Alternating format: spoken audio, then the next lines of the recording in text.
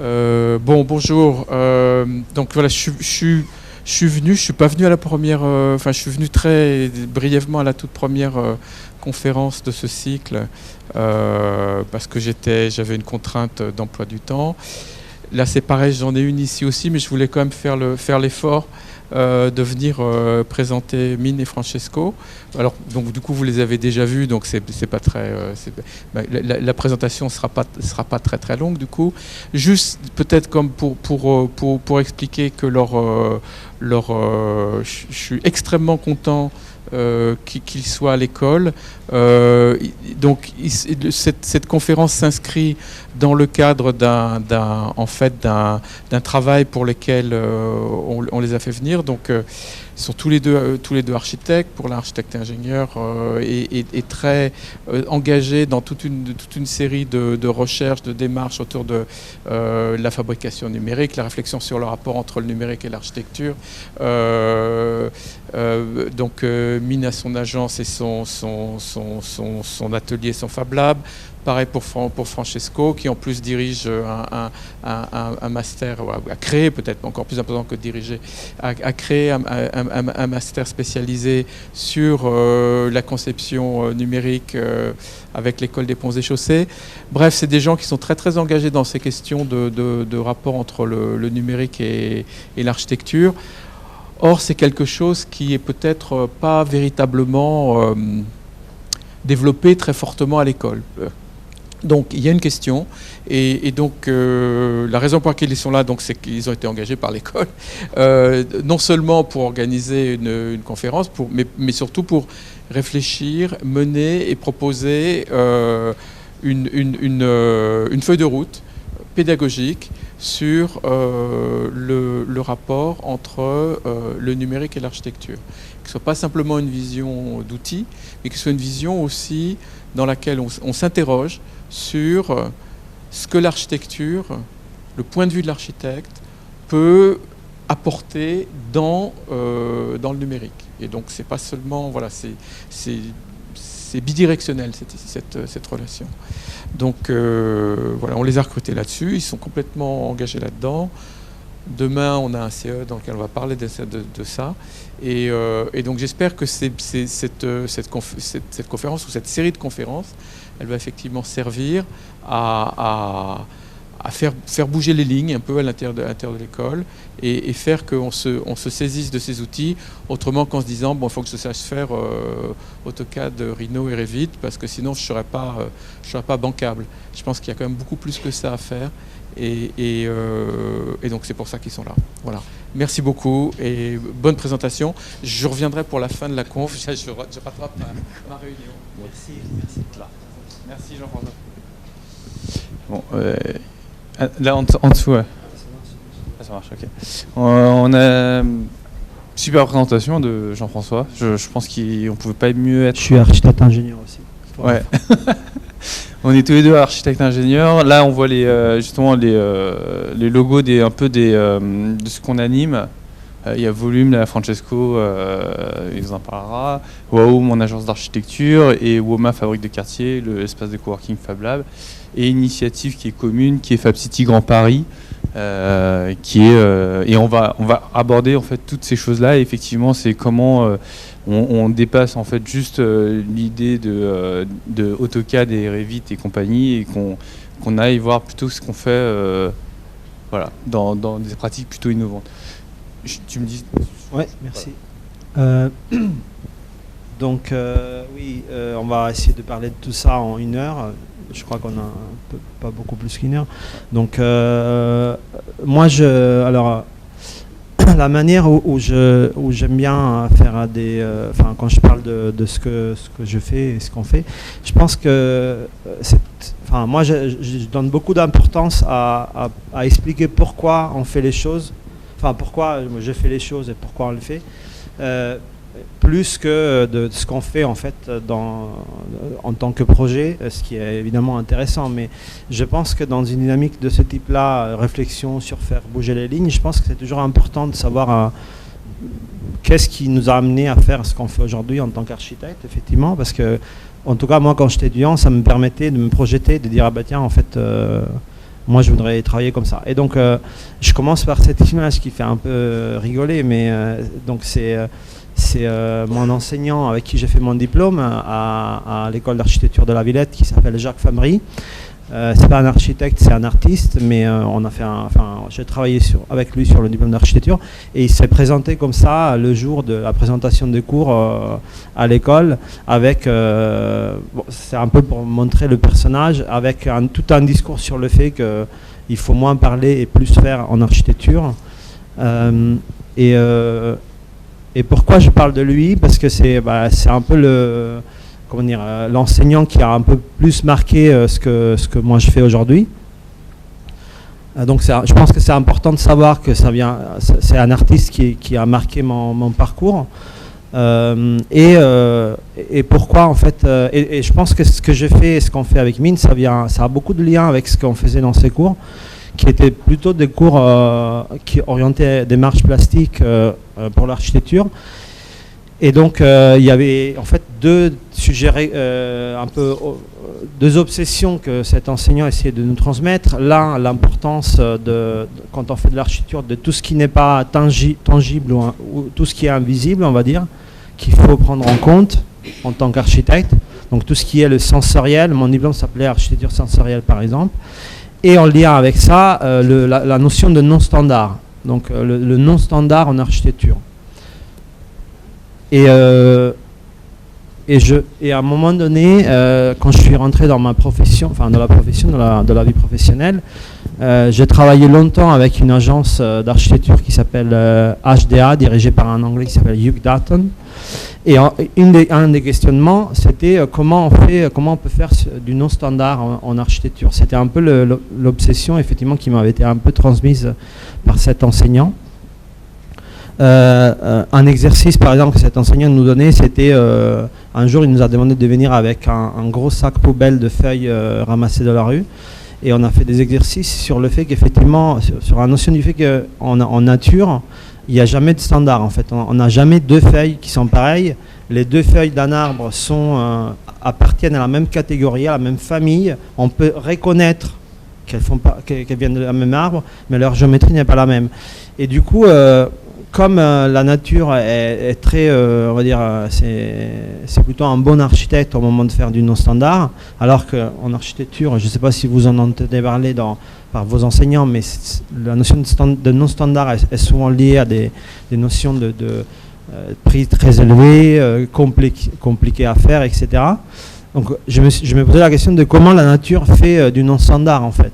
Comment la nature peut faire... arrive à faire bien du non-standard, et c'est par là, en fait, j'ai fait beaucoup de recherches en agence, et c'est comme ça que je suis tombé, pratiquement par hasard, un peu en surfant sur Internet, j'ai découvert en gros cette vague qui après s'est ouverte et aujourd'hui est en train de devenir un peu un monde et une pratique indépendante, qui est celle qu'on appelle le computational design, souvent traduit en français avec conception paramétrique, ou conception numérique, moi je préfère conception numérique, et qui est effectivement une pratique qui, moi, en tant qu'architecte, m'intéresse énormément, parce que je pense que c'est une pratique qui nous permet de faire du non-standard. Okay, ça, c'est un peu pour expliquer qu'il y a une volonté, en fait, de projet avant la pratique. Et donc, voilà, donc j'ai commencé à faire des recherches, et en fait, une réflexion, alors, c'est en anglais certains textes, hein, mais je promets que je vais tout traduire. Là, en fait, cette image-là qui vient d'une publicité pour IBM, hein, c'est pas ce qui nous intéresse, c'est une image qui va un peu faire sentir cette idée qu'on est entouré par des données, et qu'on est en train d'échanger et produire des données tout le temps aujourd'hui, typiquement avec notre smartphone. Et donc il y a une réflexion qui dit que en fait ces données-là peuvent être pourquoi on les utilise pas pour faire du projet d'architecture, en fait. C'est une question qu'on doit se poser. On a plein de données à disposition comment on peut qui sont invisibles. Donc la notion de invisible qui m'interpelle aussi. Comment on peut utiliser ces données-là pour faire du projet. Et c'est ça un peu le contexte général dans lequel on voit la conception numérique aujourd'hui. On va faire un peu un ping-pong entre Francesco et moi justement sur un peu pareil, les origines un peu de là où on en est. Moi, ça a commencé justement au niveau de RFR, donc ça a été fondé par Peter Rice. C'est un bureau d'études structure et dans lequel Luc Dutton justement avait travaillé. Donc il y avait des problématiques qui sont assez similaires sur la question justement entre ingénierie et entre les ingénieurs et les architectes. Et donc voilà, donc j'ai pas mal travaillé sur la fondation Louis Vuitton en 2010 et justement sur toutes ces questions de non-standard, de développabilité. Moi j'étais essentiellement sur les verrières. Et en fait, là c'est un retour encore plus en arrière, c'était pendant mes études, sur les premières fabrications justement numériques qui étaient là, c'était à Georgia Tech, à Atlanta.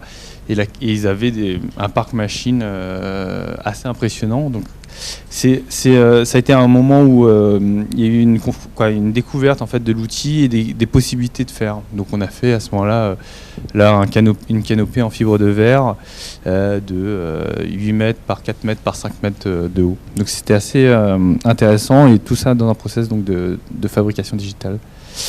Là, ça, c'était pour montrer ce qui se passait aussi à côté. C'est-à-dire que ça, c'est à l'école de Paris-Malaquais, vous connaissez tous, qui a acquis un robot en 2010 et qui aujourd'hui ont développé une capacité à produire en fait, des outils autour de ce robot pour faire de l'architecture.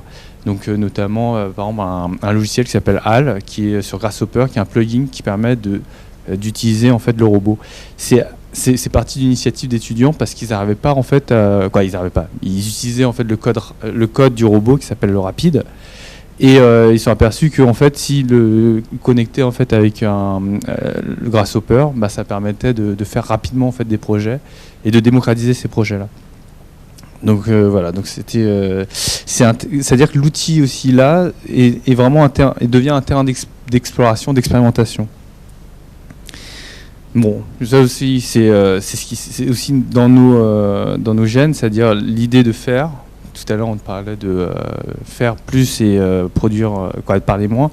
Ça, c'était au Vietnam en 2013. On avait co-animé avec mon associé un workshop pour fabriquer une maison, un dortoir pour une école de tourisme dans les hauts plateaux du Vietnam. Donc il y a aussi cette dimension de toute façon de produire, de pas forcément faire qu'avec la machine, mais aussi une notion de mise de mettre la main à la pâte avec de l'architecture vernaculaire. Donc voilà, donc bon, ça je vais passer rapidement, c'est des projets de l'agence un peu classiques, c'est-à-dire on commence comme tout le monde des petits apparts, des surélévations, des extensions, des trucs comme ça, etc. Et puis on a aussi on a aussi des projets de recherche un peu plus justement sur le computationnel, sur des formes comme ça, pour essayer de pousser un peu la réflexion sur ces choses-là. Donc on a vu une image de robot. Et je voulais insister effectivement sur cette notion de construction. Tout ce qu'on fait aujourd'hui dans nos pratiques ou dans nos projets en commun a à voir avec la fabrication, avec le faire des choses tangibles effectivement, tout en partant et en travaillant avec des données à la base. Donc avec un rôle et donc il y a une dualité conception et fabrication qui est très importante.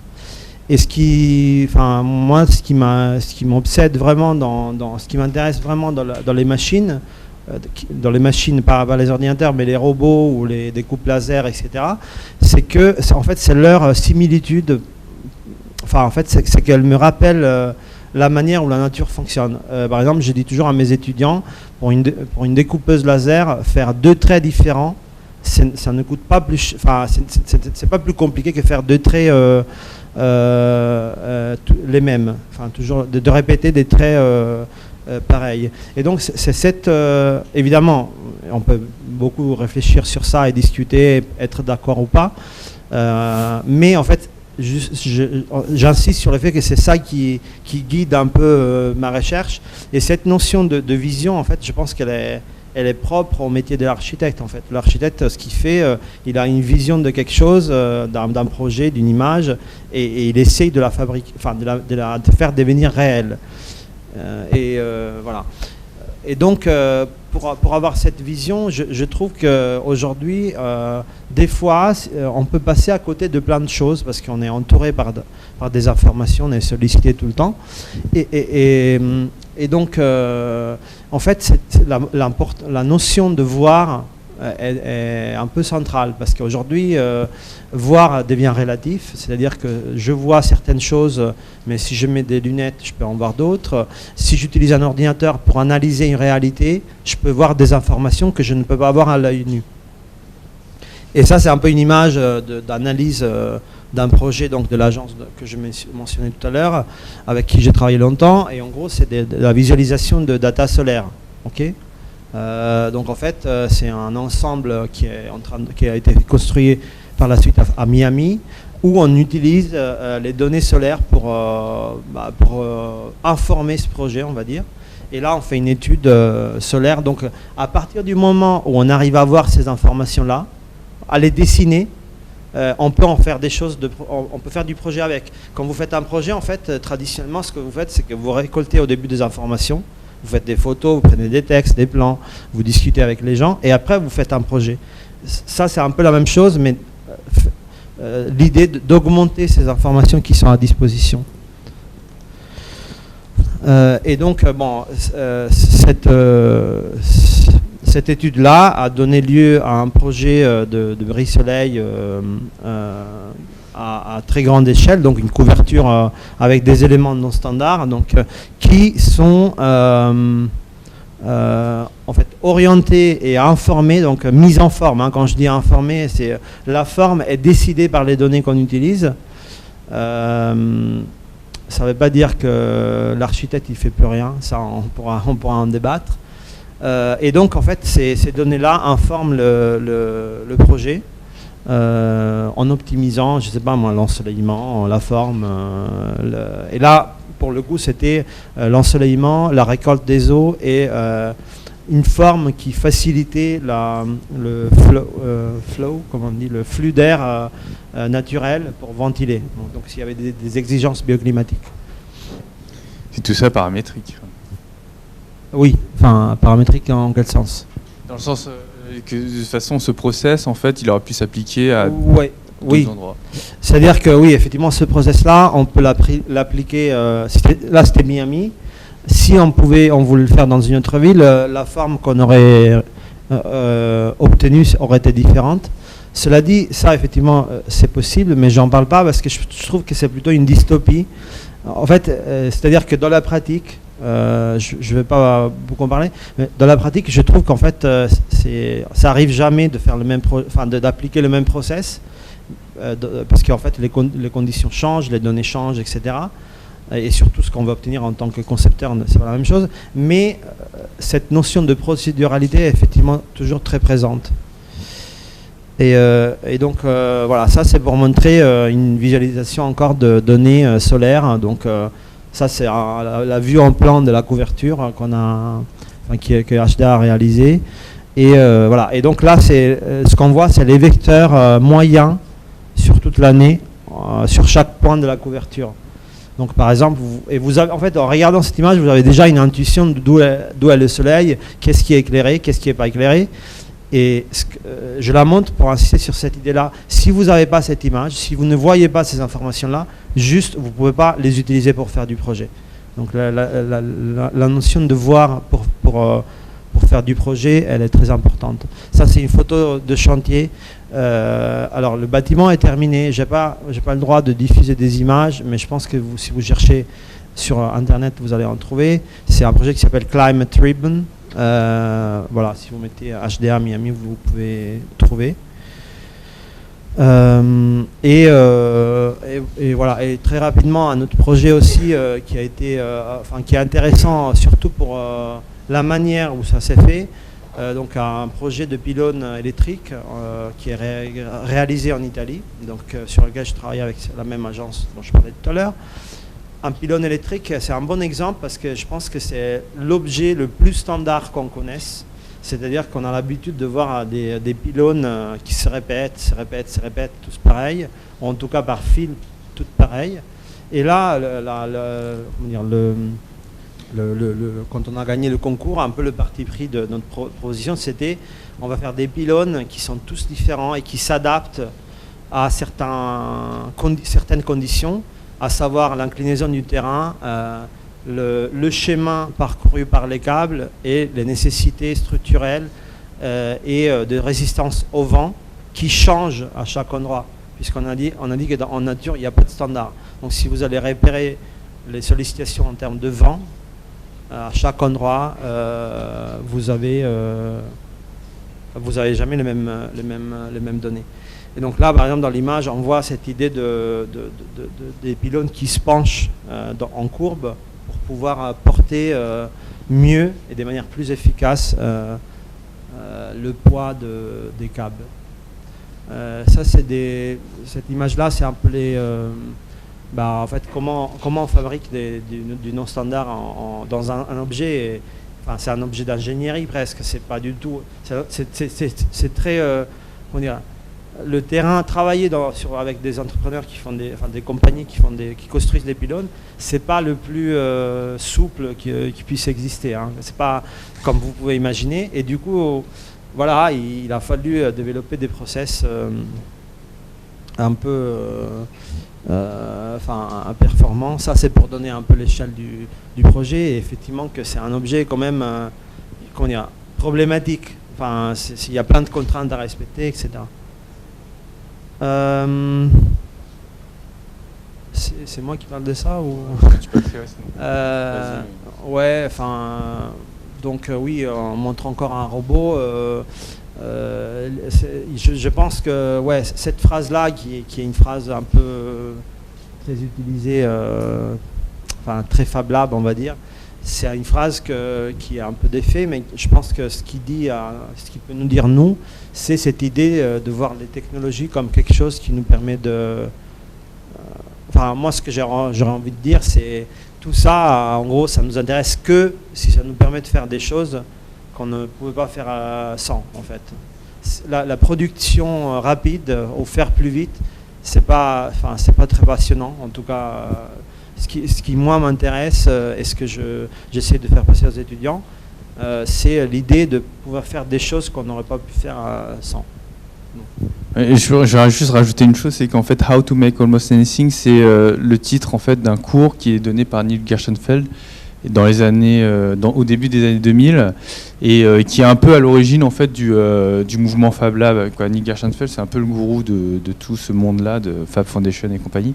Et en fait, cette phrase, elle est classique du coup, elle est extrêmement reprise dans cet environnement de Fab Lab, c'est-à-dire que en gros, n'importe qui peut faire n'importe quoi. Avec, on va bien en discuter après. Hein, non, c'est juste des images un peu comme ça pour montrer ce qu'on peut faire en impression 3D. À gauche, c'est un atelier de projet que j'ai animé à Lille l'année dernière. C'est des tests d'étudiants. Et ici à droite, c'est une pièce qui a été exposée au FRAC Orléans de Philippe Morel, je crois. Il faut dire ZCT, quoi.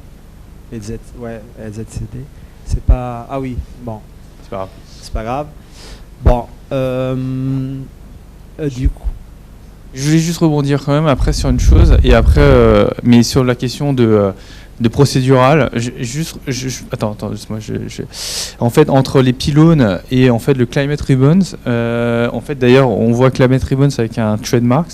C'est la question même pour moi de la capacité. Alors tout à l'heure, il disait justement, effectivement, c'est pas forcément répétitable, la répétitivité en fait d'un projet, mais ça l'est en fait. C'est-à-dire que c'est aussi une nouvelle notion. C'est-à-dire que si demain Hugh Dutton veut sortir un nouveau Climate Ribbons à Paris ou à San Francisco ou n'importe où, il pourra le faire. Et en fait, cette question-là, c'est que le projet qui est développé une fois, elle peut devenir un produit, elle peut devenir un matériau en fait. Et c'est la même question. En fait, le pylône pour moi, c'est tout un process qui devient un produit et qui n'est pas en fait où les limites de l'architecture et du produit est beaucoup plus tenue en fait, parce qu'on est capable de faire du non standard avec les outils qu'on a. Effectivement, ça c'est une notion sur laquelle moi aussi je vais revenir après. Le numérique, en fait, ce qu'on essaie de faire émerger dans le cycle de conférence, c'est que le numérique remet en question la notion d'objet fini. Ok. Et d'ailleurs, vous voyez plein les web ou Gmail, c'est un très bon exemple. Gmail, j'imagine que vous l'utilisez un peu tous, mais en gros, les produits de Google se mettent à jour sans que vous n'êtes même pas au courant. C'est-à-dire que des fois, il n'y a pas une nouvelle version annoncée. Des fois, il y a des nouvelles fonctionnalités qui apparaissent. Tiens, ça a changé. Et ça, pourquoi c'est intéressant? Parce que c'est extrêmement problématique pour l'architecture. C'est-à-dire que l'architecture en elle-même, elle est, de base, elle est quand même conçue comme un produit qu'on livre. Donc cette interface entre un produit fini et un produit qui s'adapte à un process, elle est très problématique et intéressante, je dirais. Bon, le Petit Prince, ça fait toujours un certain effet. Enfin, ça fait toujours bien de les montrer en conférence, mais c'est en fait c'est pour parler du fait que après avoir travaillé beaucoup dans des environnements peut-être très techniques ou peut-être un peu même je sais pas, hostiles, je dirais, voilà, les pylônes, les gros trucs, etc. Je me suis dit que, je suis revenu un peu à mon enseignant qui parlait de l'invisible, et je me suis dit qu'en fait, il y avait quand même un problème dans tout ça, dans tout ce que cette approche par les data, etc., qui était la limitation quand même de pouvoir quantifier certaines choses qu'on ne peut pas mesurer en fait.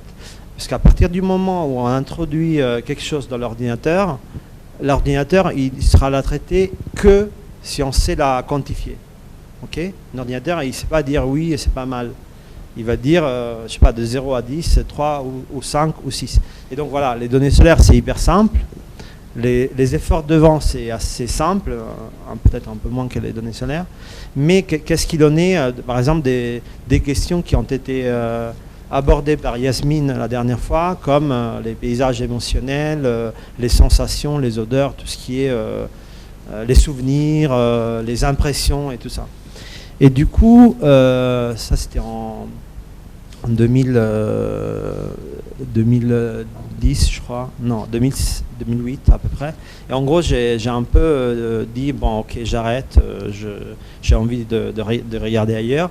Et je suis parti sur un autre projet un peu différent, avec une équipe à Madrid, une agence d'architecture qui s'appelle l'Écosystème Urban, que je vous conseille, qui n'est pas très connue, mais qui fait des choses vraiment intéressantes.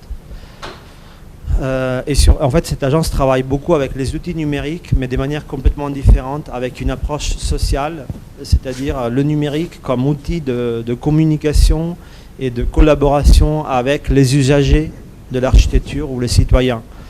Et donc, c'était une autre manière d'aborder l'intangible, donc ce qui n'est pas... Comment on prend en compte, quand on fait une architecture, les usagers, c'est un peu... qu'est-ce qu'ils pensent, les usagers, c'est quoi leur rêve, qu'est-ce qu'ils rêvent pour cette place. Et le numérique permettait de communiquer avec eux par les réseaux sociaux, par des événements, et aussi on avait une plateforme en ligne. Et donc on est parti sur ce projet-là qui a été réalisé à Amar, une ville évidemment inconnue pour moi et je pense pour vous, en tout cas avant ce concours, où en gros on demandait aux architectes de revoir, de faire une proposition pour cette place qui était la place centrale de la petite ville, mais qui était juste un parking. Et du coup, ils disaient comment on peut revitaliser ça. Et donc, voilà, le client disait, ça c'est une photo prise lors d'un événement, hein, ça n'a rien à voir avec la phrase, mais il y avait cette situation assez intéressante où le client, donc la mairie disait, oui, on veut que vous construisez quelque chose sur la place, et notre réponse, qui a gagné, c'était non, on ne va rien réaliser, on ne va pas fabriquer des choses. Il faut préciser qu'en fait, c'est très courant de vouloir réhabiliter un centre-ville on le voit un peu partout dans le monde, en faisant par exemple une œuvre d'art au milieu de la place et de dire voilà, je simplifie un peu mais c'est volontaire. Voilà, on fait une œuvre d'art et puis il y aura des citoyens qui viennent, qui s'approprient de la place publique. Et en fait, nous on a dit ça marche pas, c'est pas ce qu'il faut faire. Du coup, ce qu'on vous propose, c'est bon, le truc intéressant, c'est qu'on a gagné. Si on n'avait pas gagné, on aurait été un peu bête. Mais ça a marché en fait, je vais dire. Et donc, ce qu'on a proposé, c'est de dire, c'est ce budget-là pour faire l'œuvre d'art, on ne l'utilise pas pour fabriquer des choses, mais on l'utilise pour mettre en place, encore une fois, un processus. Donc, l'idée de procéduralité qui est un peu indiqué dans cette représentation. Et en fait, c'est un processus. Et on leur a dessiné le processus qu'on allait faire. Donc avec des schémas de ce type. Et on leur a dit pendant 4 mois, on va faire plein de choses sur la place, plein de choses, des workshops, des installations artistiques, du prototypage, des événements, des cours de cuisine, plein de choses. Et on va prendre ces 4 mois comme un terrain d'expérimentation pour faire 2 choses. Un peu sentir l'ambiance. On ne peut pas faire un projet urbain sans connaître les usagers. À la limite, c'est possible pour une architecture et encore, mais vraiment un espace public, ça n'a pas de sens. Et 2, on va en fait utiliser ces 4 mois d'activité et donc le budget que vous allez nous donner pour construire une communauté autour de cet espace public. Et cette notion de communauté reviendra aussi dans tous les projets qu'on présente.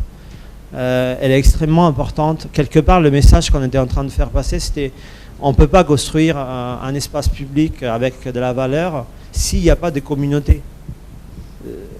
On le fait pour qui en fait? C'est un parking, personne n'y pense à cet espace. C'est pas en plaçant une œuvre d'art qu'on va résoudre le problème. Et du coup, pour ça, évidemment, enfin, quand je dis on n'a rien construit, ça ne veut pas dire qu'on n'a pas travaillé. On a travaillé, je pense, plus de ce qu'on aurait travaillé si on avait fait une œuvre d'art. Et du coup, on a mis en place plein d'outils et plein de process, d'événements, etc., qui avaient en gros un double... Enfin, en gros, deux catégories. Si vous allez sur le site du projet dreamham.org, vous verrez que toutes les activités étaient classifiées avec ces 2 mots-là, on-site, online. Donc il y avait des événements qui avaient lieu sur place et qui étaient attachés à la communauté locale, et des événements qui avaient lieu sur le web avec un truc qui s'appelait Digital Lab, que j'ai dirigé en particulier, et sur lequel en fait on mettait à profit un peu une communauté internationale des réflexions sur l'urbanisme. On a eu des écoles qui participaient, des écoles d'architecture qui participaient au projet, etc.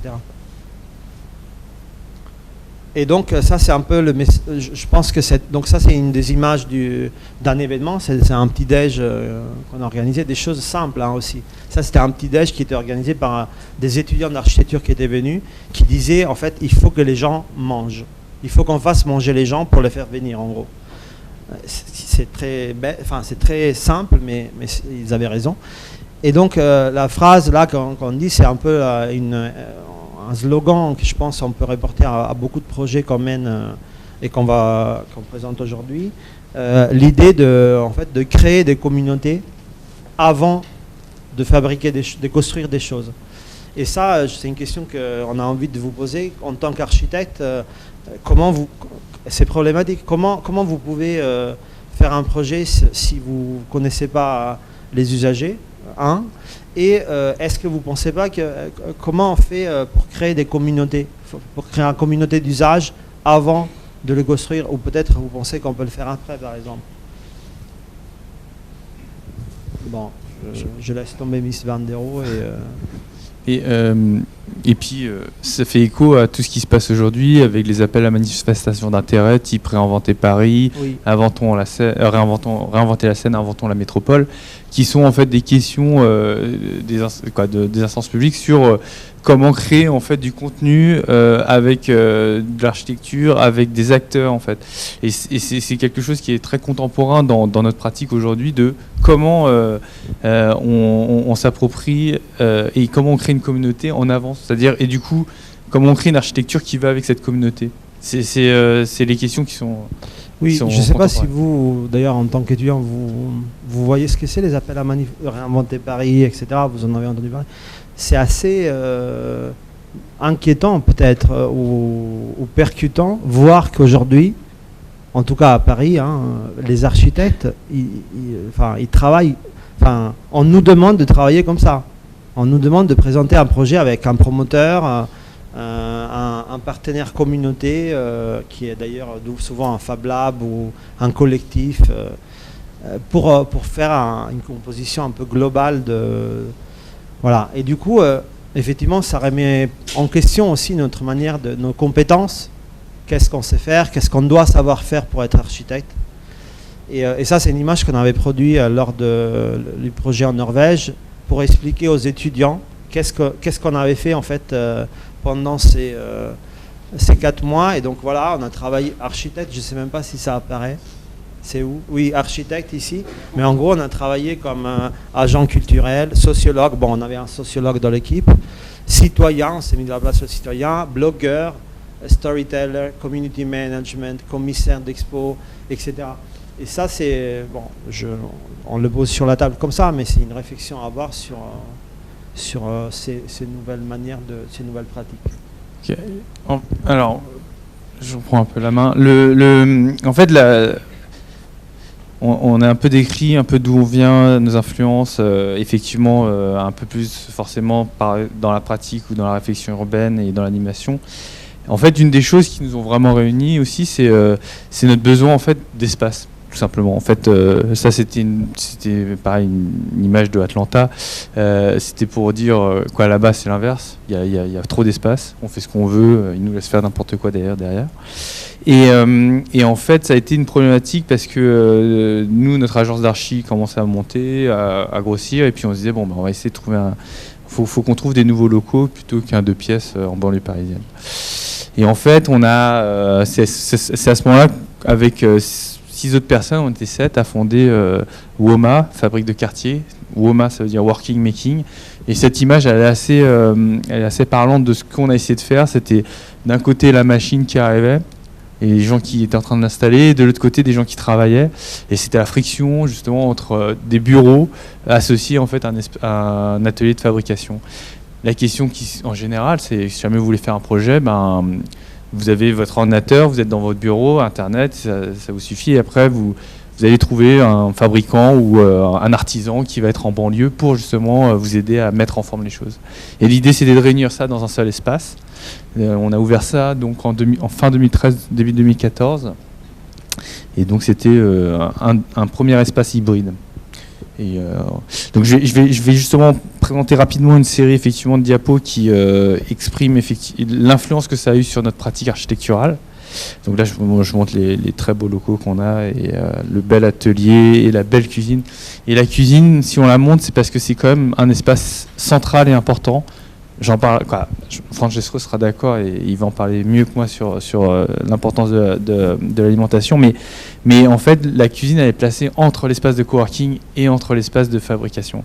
C'est l'espace tampon entre là où on fait du bruit et de la poussière et là où on réfléchit, on travaille. Et en fait, c'est là où tout se passe. C'est là où on rencontre les gens, c'est là où on boit le café. Enfin, c'est d'ailleurs la machine à café est la machine qui marche le plus dans notre Fab Lab. Et l'une des plus importantes. Donc voilà, donc on avait plein d'outils, des outils traditionnels qu'on avait ramenés du Vietnam, des outils de menuiserie traditionnelle, et puis des machines qui nous aidaient à fabriquer les projets. Et en fait, c'est pas très loin de ce qu'avait fait une initiative de Bernard Cache en 97. Référence au niveau bouquin, si vous voulez pas lu, Terre Meuble, qui vraiment qui pose les bases en fait de la question du non standard et toutes ces réflexions-là. Et en fait, en petit clin d'œil, on avait fait nos poignées de porte, en fait, justement, en référence au travail de Bernard Cache. Voilà. Donc voilà, la machine nous servait déjà de fabriquer notre lieu. Donc on a fabriqué tous nos meubles dedans. Donc là, c'est parti sur une table d'open desk coupée en deux, réappropriée chez nous pour l'adapter à nos locaux. Voilà, et l'idée... Et on voit Quentin. C'était justement de pouvoir fabriquer nos projets. Et là, c'était un restaurant. On est allé faire tout le mobilier dans ce restaurant. Le challenge des jeunes, c'était de faire ça sans clous ni vis. Il y a eu une vis apparemment sur le chantier, on l'a pas vu, mais c'est comme ça. Et voilà, ça nous permettait de pouvoir faire notre pratique et de maîtriser le détail et de maîtriser aussi le rendu. Donc comment on voulait vraiment que ça sorte. Ça, c'était un projet donc dans d'un restaurant. On s'est aussi approprié en fait des concepts qui existent sur le net. Vous avez entendu parler de WikiHouse? Je sais pas. Ouais, non, bon, peut-être au fond. WikiHouse, en fait, c'est un projet open source sur la construction et qui réinterprète en fait les nœuds de Jupiter. Donc là, c'était la Wiki House, une petite maison de thé. Et on expérimentait ça avec 3 jours de fabrication. Alors, ça, c'était quoi? C'était 3 semaines de conception, 3 jours de découpe, ou 5 jours, et puis 3 jours de montage. Donc, tout était préfabriqué et assemblé. Et voilà, le concept, c'est de pouvoir fabriquer ça à 2 et de pouvoir fabriquer des maisons. Donc, voilà. Donc ça, c'était le rendu qu'on avait. On travaille aussi avec des artisans, du coup. Des artisans. Là, c'est un maître verrier qui s'appelle Emmanuel Barrois. On a produit cette pièce avec lui pour le salon des savoir-faire au Grand Palais. Donc ça a été vraiment un super projet où lui, en fait, on l'assistait sur la conception et sur le prototypage, et après lui s'accaparait en fait les moules pour pouvoir faire ces verres. Donc là, ça c'est un des projets justement récents. On a fait une surélévation et en fait, il fallait faire un escalier. Et on s'est dit, allez, soyons fous, pétons le budget de l'escalier. Ça a été... ouais. On est arrivé à faire l'escalier tant bien que mal, à tenir dans le budget. On avait vendu, effectivement, on avait sous-évalué le budget, mais en fait, on aurait demandé à n'importe qui de le faire. Il nous aurait chiffré ça à 25 000 € au moins, voire plus. Et en fait, on a tenu le budget tout simplement parce que en fait, on l'a découpé ensemble, quoi. On l'a découpé et puis on l'a monté avec les ouvriers parce que il y a quand même, c'était quand même assez difficile, mais voilà, et ça donnait un rendu dont on est assez fier. Mais c'est la capacité de pouvoir faire un peu, de pouvoir maîtriser justement et le budget et la fabrication. Dernier projet que je voulais montrer de l'agence. Ah non, il y en a un autre. C'était justement une façade, c'est-à-dire qu'on est allé même jusqu'au bâtiment. Donc c'est une rénovation qu'on a fait pour HSF, Habitat Social Français, une filiale de la RIVP, je crois, de mémoire. Et on avait fraisé en fait tous ces petits détails. Donc c'était un retour un petit clin d'œil justement au bois sculpté qui n'existe, quoi, qui n'y a pas eu depuis longtemps. Et à travers en fait la machine, on a pu justement travailler sur revaloriser des espaces qui devaient de toute façon être en chêne, mais là c'était du chêne, donc du coup sculpté. Alors ça, voilà, c'était le dernier projet de l'agence que je voulais montrer. C'est en fait aussi ce que ça amène de fait d'être dans un Fab Lab. Au-delà de pouvoir fabriquer son projet, c'est surtout de pouvoir changer justement la façon de concevoir les choses et d'impliquer en fait certaines personnes. Donc en fait ça c'est un groupe de web développeurs qui s'appelle Octo et qui sont venus nous voir et ils ont dit ils nous ont posé un devis. C'est un devis d'un distributeur de meubles et je ne dirai pas son nom, et ils nous disaient est-ce que vous pouvez challenger ce devis. Donc c'était un prix qui était assez élevé parce que c'était de la qualité, mais qui était... et nous, on leur a dit, si vous voulez qu'on le challenge, il faudrait que vous veniez avec nous et le concevoir, et le fabriquer, et le monter. Et en fait, c'est ce qu'on a fait avec eux. On est allé chez eux, on a fait un petit atelier d'une demi-journée, on s'est amusé avec des post-it. Après, ils sont venus. Ils ont commencé à personnaliser en conception leur projet aussi, tout simplement, et ils sont venus justement mettre la main à la pâte, et ils sont allés monter. Et après, ils étaient dans leurs locaux très contents. En fait, ce que ça démontre, c'est qu'en fait, c'est une autre façon de faire de l'architecture. C'est-à-dire que, bon, c'est un petit objet, hein, ça reste un bureau, mais dans cette mesure-là, ils se sont accaparés, en fait, la possibilité de concevoir leur bureau, de les personnaliser. Chacun en fait avait un petit module qui pouvait rajouter pour pouvoir mettre un écran, un iPad ou des choses comme ça, etc. Et à la fin, ils l'ont monté eux-mêmes. Et ils en étaient du coup très très fiers par rapport en fait à leurs collègues. Et ça, c'était un moment assez fort quoi, pour nous. Et je voulais donc après présenter d'autres projets qui sont passés à travers le Fab Lab, c'est-à-dire que le fait d'ouvrir en fait des outils comme ça, ça emmène des gens qui ont d'autres besoins et qui portent d'autres ambitions. Donc là, c'était un ancien étudiant qui était venu me voir en me disant je sais pas comment fabriquer mon pavillon pour c'était Wheel of Green, et il n'avait pas de matos, etc. En fait, on a récupéré des planches d'un ancien pavillon, il les a fraisées, puis il les a montées avec Wheel of Green. Donc voilà. Là, je voulais montrer effectivement une artiste. Il faut vraiment que j'accélère parce qu'on va trop vite. Donc j'accélère, tant pis pour les artistes. Je voulais juste parler de Olivier Dolé, qui est un ébéniste et qui vient chez nous. Et ça, c'est aussi une autre dimension qui est importante. C'est des artisans professionnels viennent parce qu'ils n'ont pas les outils. Ils ont tous les autres, ils ont panoplie d'outils, mais il leur manque par exemple la fraiseuse. Et effectivement, ils n'en ont pas forcément besoin. Et on parlait c'est la mutualisation justement des moyens de production. Et en fait, cette étagère, je la mentionne parce qu'elle a gagné plein de prix. En fait, il disait qu'en passant chez nous, il fraisait cette étagère en une demi-journée au lieu de 3 jours. Donc il avait une rentabilité de 6 fois en fait le travail, et d'une façon plus précise. Et après, il revenait dans son atelier, il y avait, je sais pas, des semaines de plaquage, parce que c'est pas non plus... Mais ce qui est intéressant, c'est en fait, pendant qu'il fraisait, il fumait des clopes et il buvait des cafés avec nous. Et ce qui a donné lieu en fait à des discussions et des échanges. Et à un moment, il est arrivé sur d'autres idées. Et ça, c'est un projet qu'il a fait, qui a été inspiré directement par le Fab Lab. C'est-à-dire qu'il est arrivé avec d'autres feuilles en disant tiens, j'aimerais bien me réapproprier de la marqueterie. Et avec le laser, il a fait ce travail de marqueterie. Bon, je vais passer ça, mais ça, c'est une nouvelle forme d'incubation aussi de projet, parce qu'en fait, on n'a pas beaucoup de temps. Donc, avec un appel à projet avec 3 phases, et qui permet en fait à des jeunes entrepreneurs qui ont des idées de pouvoir être financés de façon collaborative, et de pouvoir communiquer aussi avec un crowdsourcing. Faut qu'on accélère.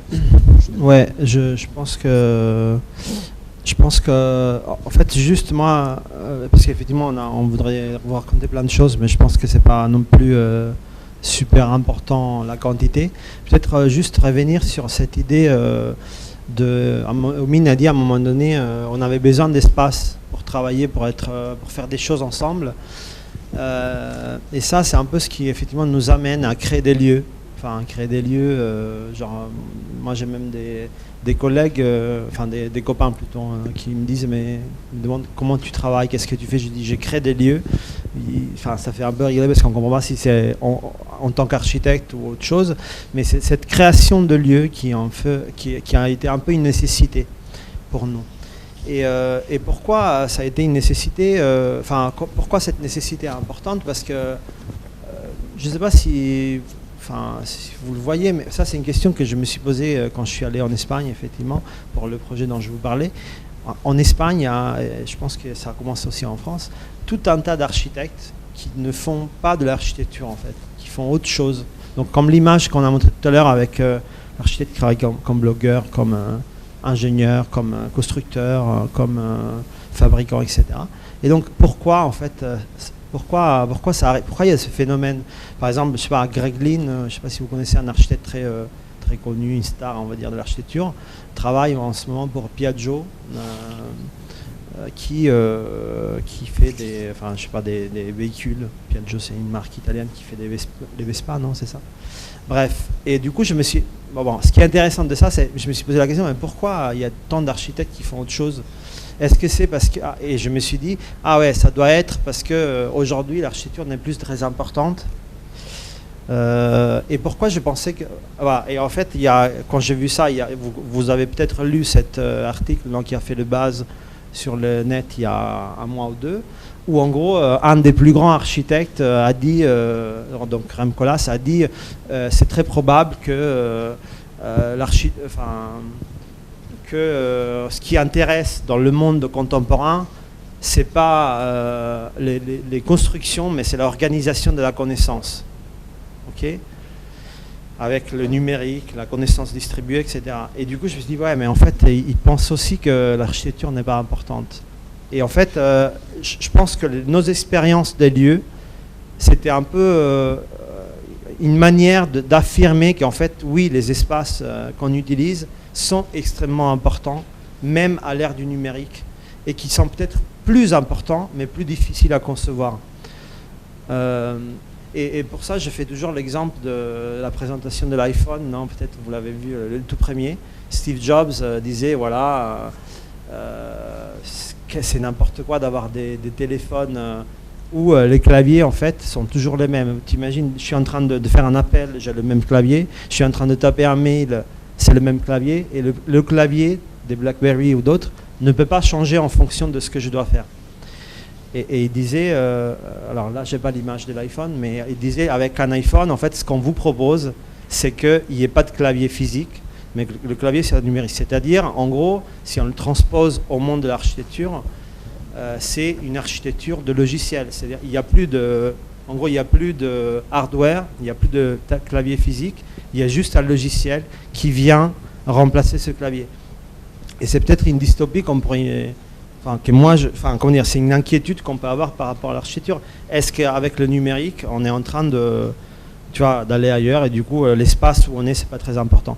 Et notre pratique montre quelque part avec la construction de ces lieux de fabrication et la notion de machine conviviale, ce que tu disais, on fume des clopes et on fait des projets ensemble. C'est un peu une affirmation et une preuve du fait qu'en fait que l'espace physique est extrêmement important. Et du coup, je pense qu'avec ça, on peut peut-être passer à FabCity. Qu'est-ce que tu en penses ? Je pense que ce serait bien d'essayer de... Et en fait, alors pourquoi, je te laisserai parler de FabCity pour conclure. Ça pour moi, je pense que c'est intéressant, comme l'autre fois avec Yasmine, on a beaucoup parlé aussi des espaces en transition. Je suis en voyage, je suis à plusieurs espaces en même temps.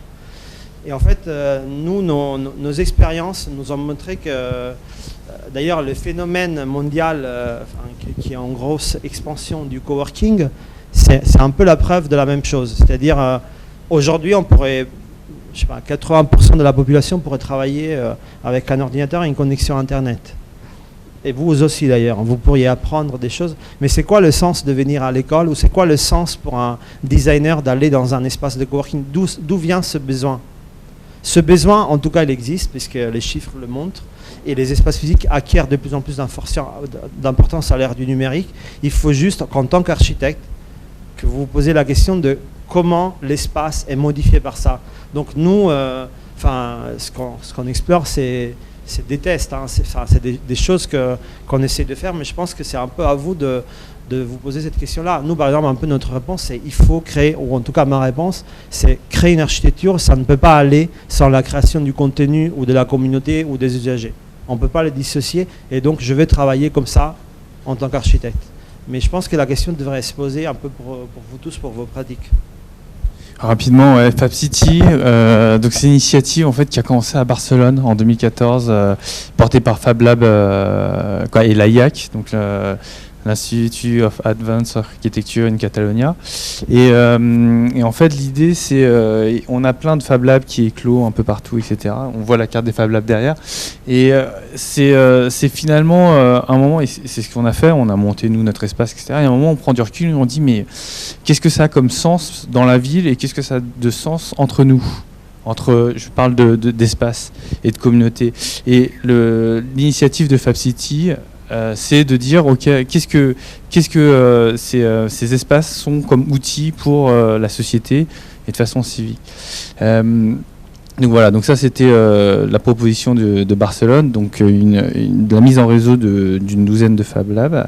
Et la question qui pose sous-jacente, c'est de changer et ça c'est la pensée fondamentale, c'est de changer en fait le schéma de PITO, c'est-à-dire Product In, Trash Out, vers un modèle d'IDO, c'est-à-dire Data In, Data Out. C'est-à-dire qu'en fait, c'est la question de la production locale, c'est-à dire d'arrêter en fait d'importer les choses, mais de les fabriquer localement, et que ce qui serait échangé serait juste de la donnée, c'est-à-dire des plans open source, des choses comme ça, etc. Et voilà. Ah mince, donc l'idée je passe aussi ces slides. L'idée en fait donc d'une économie en spirale plutôt que circulaire. Donc voilà, donc je vous montre des exemples aussi d'initiatives et de gens qui sont dans le réseau au niveau du réemploi et de la revalorisation des déchets, donc Precious Plastic, Zero Waste, POC 21. Donc voilà, l'idée de FabCity, l'objectif c'est d'être en 2054 50% autonome dans les villes, et c'est une grande ambition. Rapidement, on a créé effectivement alors l'initiative à Paris, elle s'appelle FabCity Grand Paris, pour inclure aussi une dimension de la métropole, une dimension régionale aussi. Là-dessus, c'est une association qu'on a créée donc, avec 5 membres fondateurs. On parle de communautés, on ne parle pas de personnes physiques. Et 29 communautés différentes qui vont de vergers urbains qui sont sur l'agriculture urbaine, Zero Waste que vous avez vu sur la question des déchets. Et en fait, c'est une dimension qui est beaucoup plus large. Parce que la chose qu'on réalise, c'est que nous, on fait nos initiatives avec nos machines et ce process open source, etc., etc. Mais en fait, il y en a d'autres qui le font, mais avec d'autres sujets qui sont par exemple l'agriculture urbaine. Et en fait, c'est le même process. C'est comment ils échangent entre eux, comment ils font du local, comment ils se réapproprient ces choses-là et comment ils font du partage. C'est ça. Si tu veux intervenir, mais... Juste dire, mais je pense que tu allais en arriver là. En fait, l'idée que en fait, c'est pas juste produire des choses. Enfin, FabCity, c'est l'idée de mettre ensemble donc, des Fab Labs qui produisent plein de choses différentes et qui travaillent entre eux. Mais c'est aussi et surtout, je pense, en tout cas, en tant qu'architecte, c'est ce qui nous intéresse le plus, c'est réfléchir à comment la ville se fabrique, comment on fabrique la ville en fait, comment la ville évolue. Et donc la réflexion qu'on a engagée avec l'association, avec la mairie de Paris, puisque l'association en gros a été fortement soutenue par la ville de Paris, c'est si on se fixe cet objectif 2054, 50% de production locale dans le Grand Paris, qui est effectivement une ambition importante, comment la ville doit ou peut être repensée par rapport à ça, en termes de flux de matière, en termes d'autoconstruction, quel est le nouveau rapport à la matière en ville. Et voilà, donc c'est un enjeu, encore une fois, d'espace, c'est d'espace physique, c'est l'enjeu de la ville, de la construction de la ville. Voilà. Ouais, je voulais conclure là-dessus du coup parce qu'après si vous voulez qu'on ait des temps d'échange, le Wiki Village Factory qui est une initiative en fait de promoteurs immobiliers et de Fab Lab qui est ici Montreuil, de penser en fait le bâtiment non plus comme un produit juste d'habitation, mais avec tout un écosystème qui va avec. On va conclure comme ça pour vous dire en fait qu'il y a des enjeux en fait qui existent au-delà en fait juste de faire sa petite architecture ou son escalier, etc. Mais d'une pensée beaucoup plus globale et sociétale. Et on va plutôt ouvrir à l'échange parce que je sais qu'après il y en a qui auront des cours, qui doivent partir rapidement, etc. Donc on a essayé d'être bref. On avait beaucoup de choses à dire. Je suis désolé parce qu'on est deux et on a déjà que chacun tient 1 heure seul. Donc à 2, c'était un peu encore plus compliqué. Question ? Non, tu viens d'arriver. Alors, est-ce qu'on peut débattre un peu de ce qu'on vient de dire ? Est-ce que vous avez des questions, des interrogations, des inquiétudes ? Vous êtes totalement rassurés, c'est bon.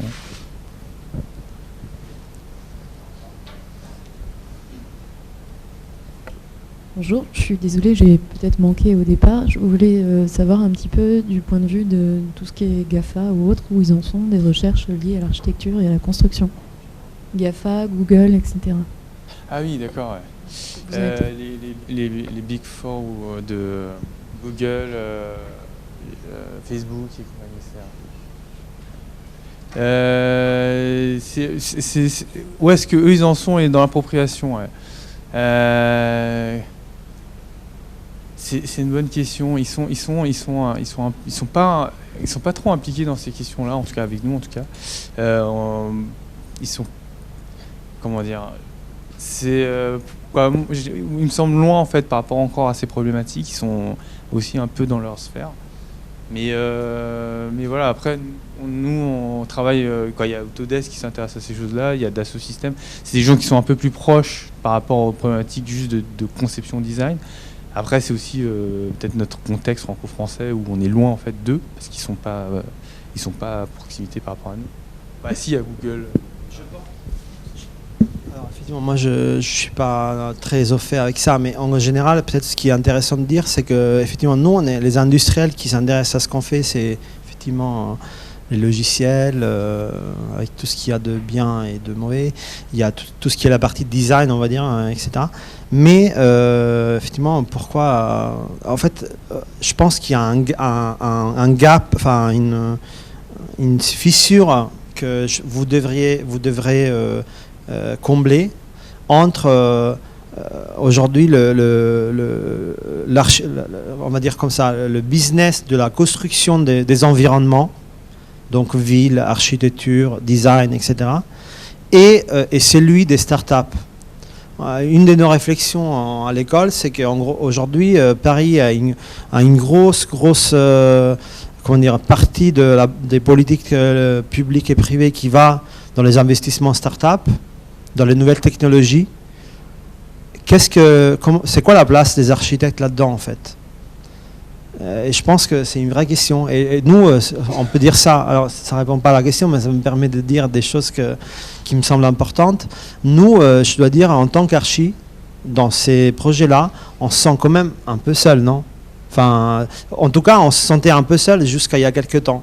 Et là, on commence à voir, effectivement, avec des initiatives Fab City Grand Paris, que ça commence à monter en puissance. Mais je pense qu'il y a un vrai saut à faire, pas à franchir, pour que les architectes s'approprient de tout ce qui est fonds et aussi collaboration. Et en fait, il faut rentrer dans la scène des startups. Et aujourd'hui, je pense que c'est pas le cas.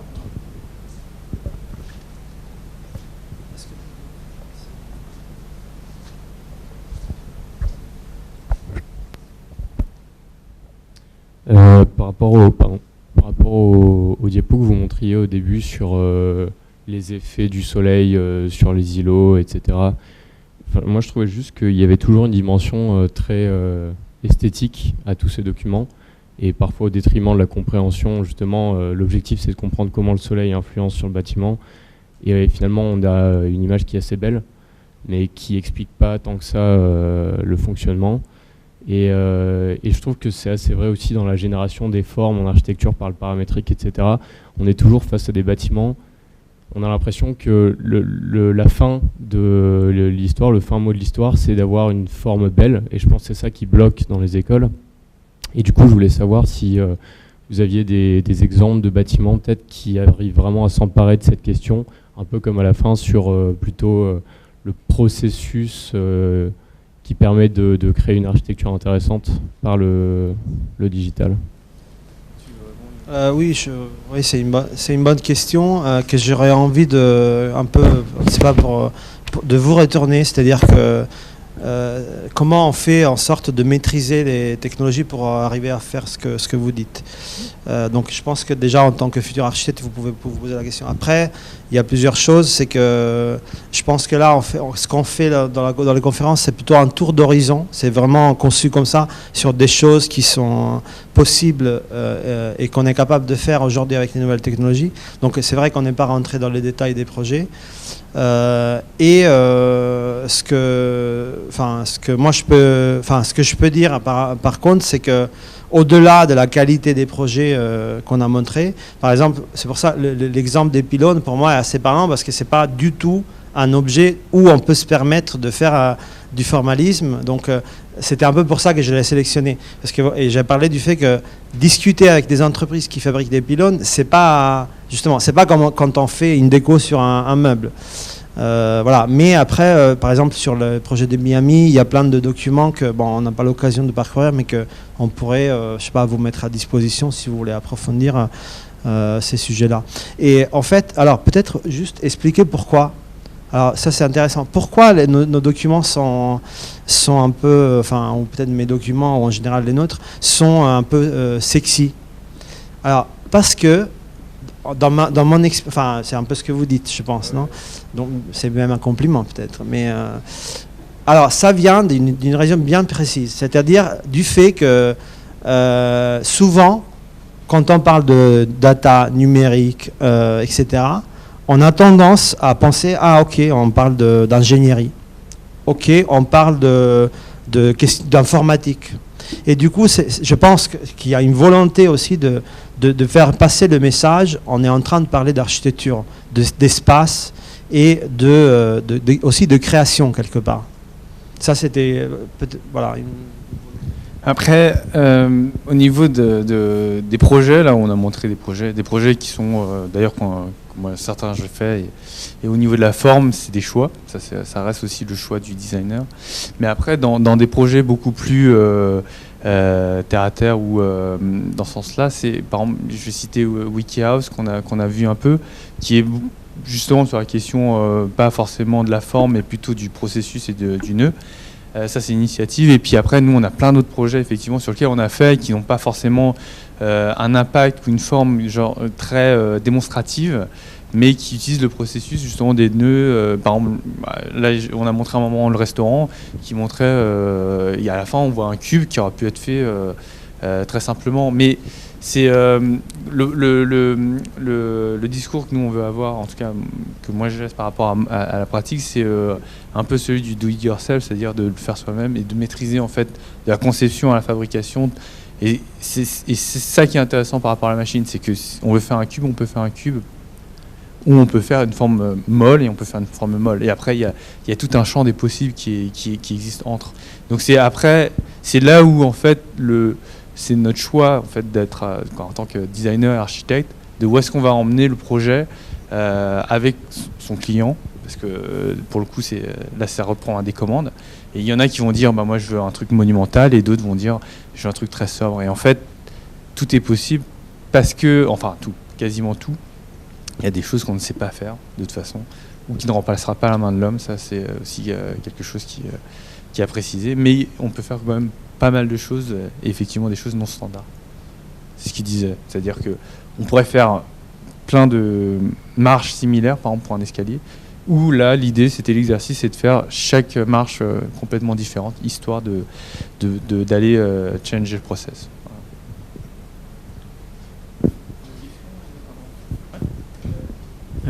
Vous parlez beaucoup de la ville qui est évolutive, et vous faites beaucoup de démarches pour essayer de comprendre un peu les habitants et leurs besoins. Mais au final, quand même, on fait des bâtiments qui sont des objets physiques, et donc qui sont quand même assez durables dans le temps. Donc je me demandais, est-ce que ces Fab Labs ont plutôt la vocation de créer des micro-architectures, donc des choses qui peuvent être détruites et mieux seraient adaptées aux besoins, et du coup, comment l'adapter à des bâtiments qui seraient plus pérennes, d'autres typologies? Alors, la pérennité et la solidité. Je veux dire, si on nous demande de faire un bâtiment, les gens, en général, ils espèrent que ça tienne longtemps. Quand ils investissent, ils prennent un crédit sur 30 ans, ils espèrent quand même que leur bâtiment les accompagne quand même sur cette période de la vie. Donc, oui, on fait des choses qui sont durables, qui sont solides et qui sont des objets. Je pense que la notion de du Fab Lab, c'est plutôt, et en termes de pérennité, on souhaite s'inscrire justement sur la question, par exemple, du réemploi. C'est-à-dire, quand on ne souhaite pas, on est dans ces questionnements-là. Les gens qui viennent pour réparer une table qui est cassée, une chaise, ça commence comme ça, hein, et puis ça finit par un grille-pain ou des choses plus électroniques, plus complexes. La question, donc ça c'est par exemple c'est les initiatives type Repair Café, je ne sais pas si vous avez entendu parler, qui prennent lieu dans les Fab Labs. C'est aussi donc d'avoir un atelier. Aujourd'hui, combien d'habitants ont un atelier chez soi? Alors qu'en fait, c'est une notion qui était extrêmement présente pour la génération de nos parents, de mes parents en tout cas. Et du coup, la question du Fab Lab, c'est de permettre cet espace-là, de redonner aux gens la capacité de faire soi-même. avec une assistance, avec une communauté. Et donc, c'est là où nous, ça nous parle en termes de flexibilité et en termes de pérennité par rapport à l'usage. Et puis, pareil, encore une fois, j'insiste sur le fait que pour moi, quand je dis que nous, dans notre pratique, en fait, on a toujours été entouré par des non-architectes jusqu'à il y a peu. Enfin, non, c'est vrai. Hein. Enfin, moi, tu vois, WeShare, les entrepreneurs, les startups, et là, ça commence à prendre. Donc je répète, c'est quelque chose, des questions qui se posent maintenant, et donc qui effectivement, je vous invite vraiment à répondre à cette question qui est pour moi centrale. C'est-à-dire comment, c'est un peu ce que je disais tout à l'heure. Le téléphone, c'est facile de le mettre à jour. Vous faites un nouveau logiciel. Quoique, bon, il faut acheter un nouvel iPhone tous les ans, mais ça, c'est un autre problème. L'architecture, qu'est-ce qu'on fait ? Qu'est-ce qu'on fait de l'architecture ? C'est ça la question que nous, on se pose. Et donc, c'est bien d'être ambitieux et de se poser la question, parce qu'en plus, vous êtes jeune et vous allez être architecte dans quelques années. C'est bien de se poser la question de comment on fait évoluer un bâtiment en fonction des usages. C'est un peu ce que vous dites. Je fais un bâtiment aujourd'hui, mais dans 5 ans, ça se trouve, les Fab Labs, ça n'existera plus. Qu'est-ce que j'en fais ? Mais déjà, c'est bien d'être ambitieux, mais déjà, on pourrait se poser la question, comment je fais un bâtiment que quand je le livre, quand je l'ouvre, il n'est pas déjà obsolète.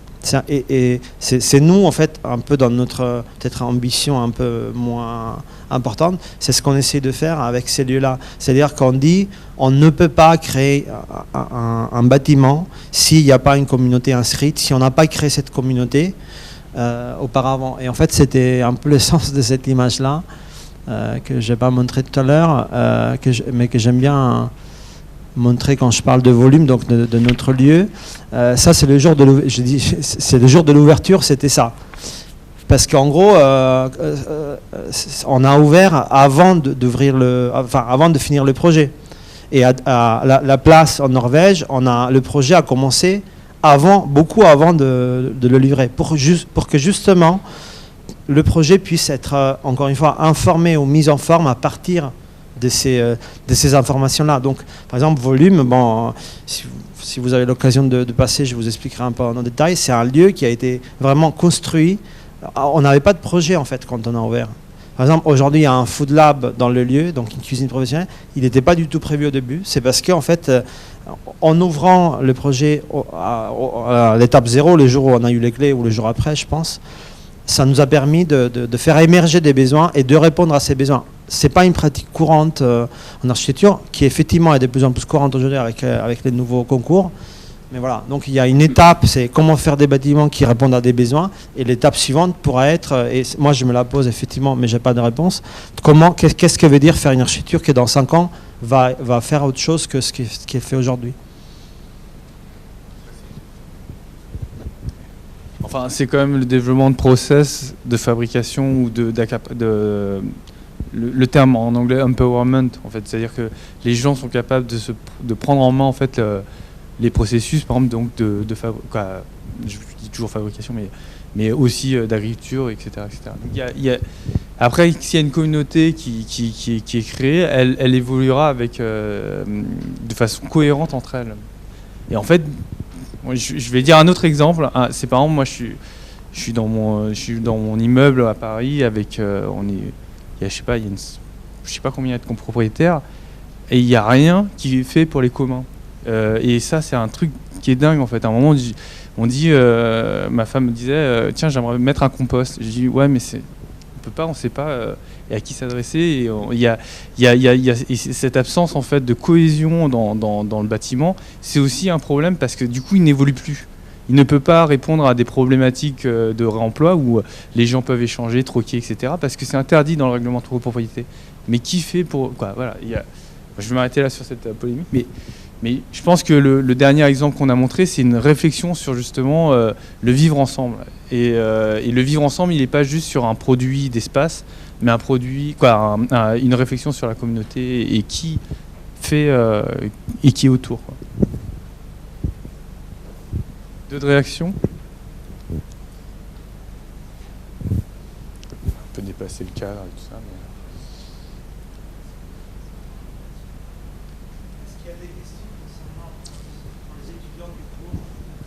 Est-ce que vous avez des questions concernant ce qu'on vous demande de produire pour ce cours-là? Vous avez bien reçu les mails, les consignes, c'est parfait. Bon, bah, très bien. Donc on vous revoit mardi prochain à 13h avec... vous avez le programme? Oui, c'est avec Olivier Selnik, oui.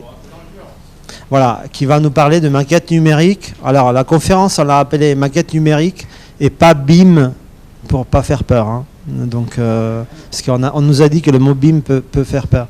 Donc c'est le maquette numérique au service de l'architecture. Voilà, Olivier Selnik.